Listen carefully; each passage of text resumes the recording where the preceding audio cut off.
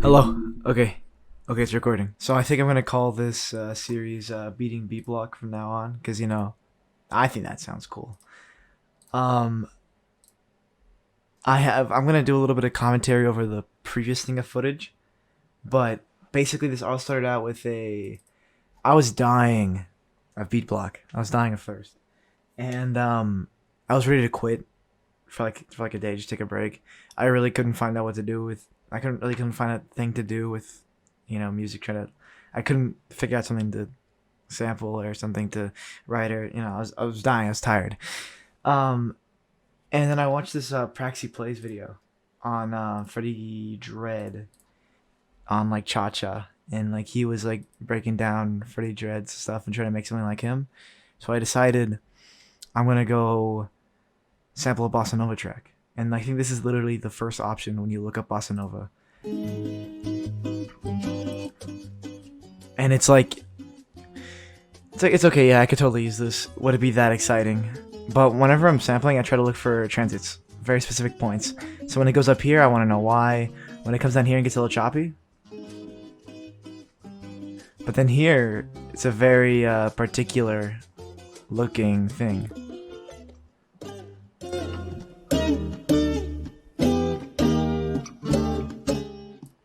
And I was like, that's cool. And with the speed of it, I don't think I could do boom bap, so I decided on trap. And I started out with my initial loop, which is just basically, just this.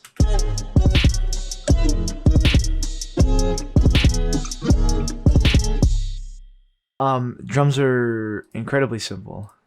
Not incredibly simple. Drums are deceptively simple. Basically, I have hi-hats. I do rolling hi-hats, which you just do by changing the time multiplier. Then I have my kicks, which follow the rolls, which actually now I want to change because I want them to follow. I don't want them to be all the same level whenever they hit. So basically now there's a little bit of ramp up.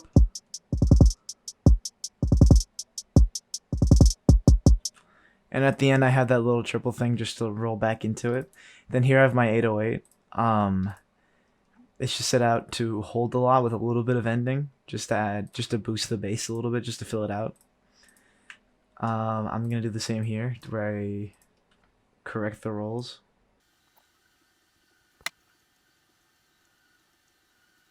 I think rolls are really cool for bounce is definitely necessary in trap music. That's always what people are looking for. You can automatically get the bounce just by pulling the time knob up. And with most hi-hats, all this stuff is already done for you. But just as an example, you can see if we take the time all the way down and we just do kick snares. It's very samey. Hold on, let me emphasize that a little bit. You see, it's just like they're just playing at the same time. It just feels very mundane. But here, it says a lot more. It makes it glide easier. But now the 808s as well, and this just fills out the low end. It's not exactly necessary. Like if you listen to it without, it's fine. But I feel it just sounds better. And then I have my snare, which is. I don't even know what that says, but it's nice and snappy. I feel it works good for this music. Then the open, which is pretty low. Just plays after every snare just to fill in that empty space. You see there's like little spaces right here. And then lastly, this little perk. For some reason the perk plays a little bit in the left ear, so I moved it to the right, and I lowered the volume a lot to make it really mild. And now with this, that's the final little drum loop. Then what I did next was I added this bassy part. Again, it's probably not necessary, but again, it fills out the background. How I did this was, it's pretty simple. You just do an EQ and filter out the highs.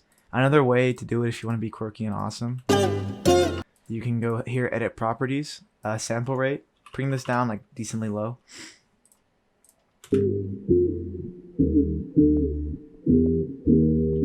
can literally see up here. You can well, you can see up here. I'll zoom in, but it just cuts off that. We're usually these. There's still some little bit of, hold on. 6. There's still a little bit coming off of the high end. That just cuts it off. It's a brick wall basically. And again, it just fills out the sound here. Then I added a little intro. I thought that was it.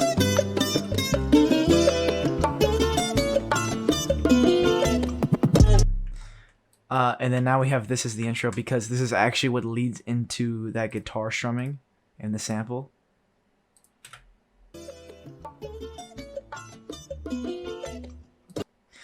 Also something that FREDDIE DREDD does, since I'm emulating him through the song, he puts between phrases and sections, he does transitions rather than like letting it flow into itself. So here I have a gross beat thing that makes it sound like a record scratch. So you go gross beat, presets, momentary, scratch, and you just raise these just so the scratch is like deeper.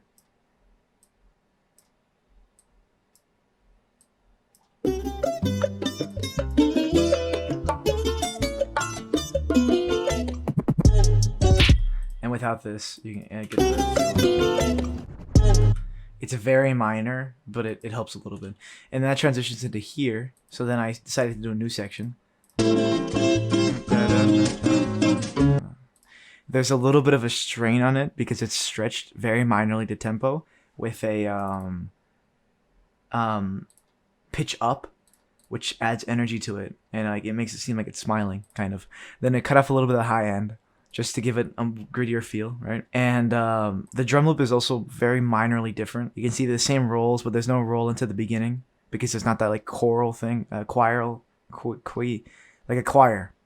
The hi-hats don't ramp up either. There's not enough effort, not the same amount of effort put into here.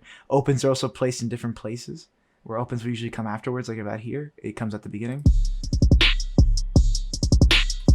And now all the sounds are layered onto each other. Little minor changes that add a little bit of flavor to stuff. Again, bass line is still here, which I definitely adds a little bit. And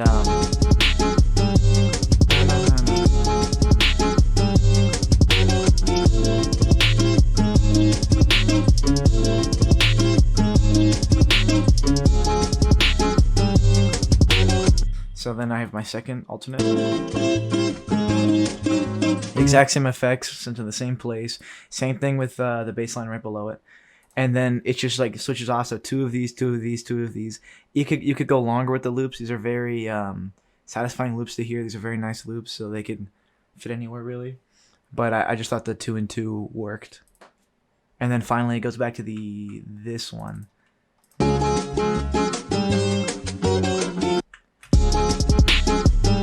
I got the drums out a little bit here.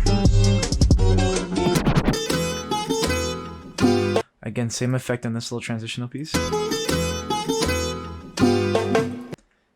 With these turntables. Here, it doesn't fit as well, but I couldn't find a better transition. Then we go back to the beginning of... Right? And again with the same effects here, so it should be exactly the same.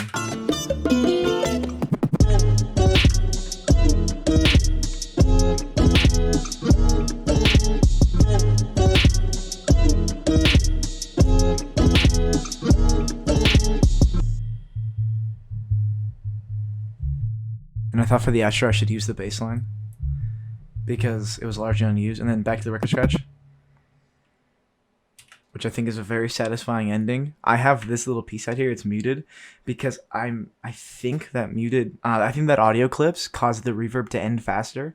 And what's a really big issue that I don't know how to solve is that when you have longer reverb, the song length gets super inflated. People have sent me files with reverb that literally last like hours because the reverb is building up. And of course the turntable is just like what I've been using this entire time. It's slowed down just a little bit. You can hear the original.